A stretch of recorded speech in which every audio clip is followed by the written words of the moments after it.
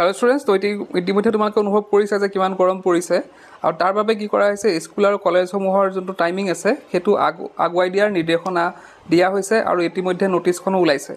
তো আমি দেখাম সেইখিনিও। কিন্তু প্ৰথমতে কি হৈছিলে, আমাৰ শিক্ষামন্ত্ৰীয়ে তাৰ বিষয়ক এটা ফেচবুকত এটা পোষ্ট দিছিলে যে in view of the heat wave alert issued by the Meteorological Department, all district commissioners are requested to remain vigilant and exercise their delegated authority to reschedule school hours as per local weather conditions. তো ইয়াতে কি কৰা হৈছে, যিহেতু hit ৱেভৰ alert দিয়া হৈছে meteorological ডিপাৰ্টমেণ্টৰ পৰা, গতিকে প্ৰত্যেকখন ডিষ্ট্ৰিক্টৰ যিসকল ডিষ্ট্ৰিক্ট কমিশ্যনাৰ আছে তেওঁলোকক ইনষ্ট্ৰাকশ্যন দিয়া হৈছে যে স্কুলৰ টাইমিংটো কি কৰিব লাগে, আগুৱাই দিব লাগে। তো তাৰ বিষয়ক এটা তেওঁলোকে ভাৰতৰ মেপখনো শ্বেয়াৰ কৰিছিলে, ক'ত কিমান আজি কিমান টেম্পাৰেচাৰ আছিলে তাৰ বিষয়ত এখন মেপো তেওঁলোকে শ্বেয়াৰ কৰিছিলে। তো এই অৰ্ডাৰটো মানি পেলাই কামৰূপ ডিষ্ট্ৰিক্টৰ এনেধৰণৰ বিভিন্ন ডিষ্ট্ৰিক্টৰ ওলাইছে ইতিমধ্যে। মই জাষ্ট কামৰূপ ডিষ্ট্ৰিক্টখন দেখাইছোঁ। তো কি কৰা হৈছে, তেওঁলোকৰ যোনবিলাক স্কুলৰ টাইমিং সেইখিনি আগুৱাই দিয়া হৈছে। ইয়াতে দেখিছা, ইয়াতে 10/6/2025 অৰ্থাৎ আজিৰ কথা এইখিনি। তো ইয়াতে চোৱা, এল পি স্কুলসমূহ কি কৰা হৈছে 7:30 পৰা 11:30লৈকে দিয়া হৈছে, এম ই স্কুলখিনি 7:30 পৰা 12টালৈকে দিয়া হৈছে, আৰু HS আৰু HS স্কুলছখিনি 7:30 পৰা 12:30লৈকে দিয়া হৈছে।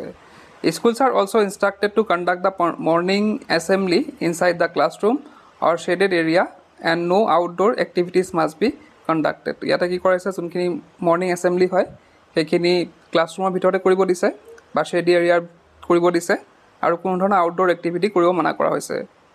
তাৰপিছত দিছে, school should ensure that student should drink sufficient water for which 3-4 water bells must be rang during the school hours and ensure enough drinking water facility inside the school premises. তো ইয়াতে কি কৈছে যে ছাফিচিয়েণ্ট ৱাটাৰ খাব দিছে আৰু মাজে মাজে ব্ৰেক দিয়াৰ কথা কৈছে, পানী খাবলৈ মাজে মাজে ব্ৰেক দিয়াৰ কথাও কৈছে ইয়াত।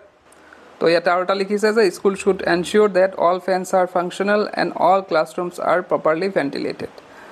আৰু কৈছে যে ইয়াতে চব স্কুলৰ ফেনবিলাকো যাতে ফাংচন হৈ থাকে সেইখিনি কথা কৈছে। আৰু তলত দিছে, the order comes into force with the immediate effect and shall remaining in force till Monday 16 June 2025। তো অৰ্ডাৰটো কাইলৈৰ পৰা ইয়াতে মানি চলা হ'ব আৰু এই অৰ্ডাৰটো ফ'ল' কৰিব লাগিব 16 জুনলৈকে। তাৰপিছত যদি গৰম ঠিক একেই পৰি থাকে তেন্তে হয়তো এক্সটেণ্ড কৰা হ'ব বস্তুখিনি অৰ্ডাৰটো, কিন্তু এতিয়ালৈকে এই অৰ্ডাৰটো আছে 16 জুনলৈকে। তো এইখিনি আছিলে আজি ভিডিঅ'টো শেষ কৰিলোঁ। কি পৰ্যায়কেলা